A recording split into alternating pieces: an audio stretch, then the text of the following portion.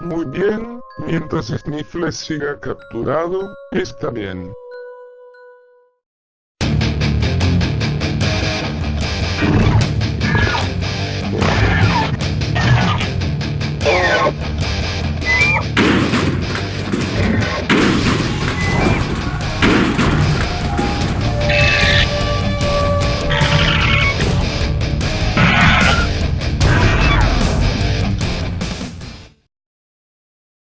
¿Dónde está Sniffles, maldito?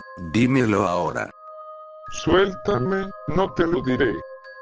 Entonces no quieres que te eche veneno de dilofosaurio en tu cara robótica.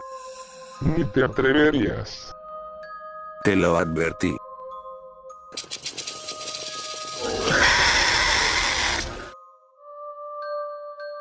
¡Qué asco! Te repito.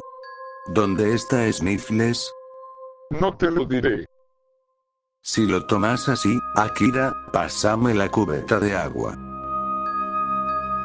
¿Qué? No, todo menos el agua.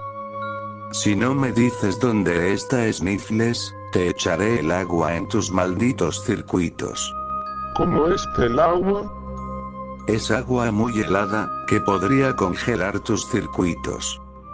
Vale, lo diré. Sniffles está amarrado a la cima de la torre de Tokio. ¿Estás seguro que es ahí? Es ahí. Si así lo quieres. No, te juro que es ahí. ¿En serio dices que es ahí? Claro que es ahí, pero por favor no me eches de esa agua congelada, y no me escupas de tu asqueroso veneno.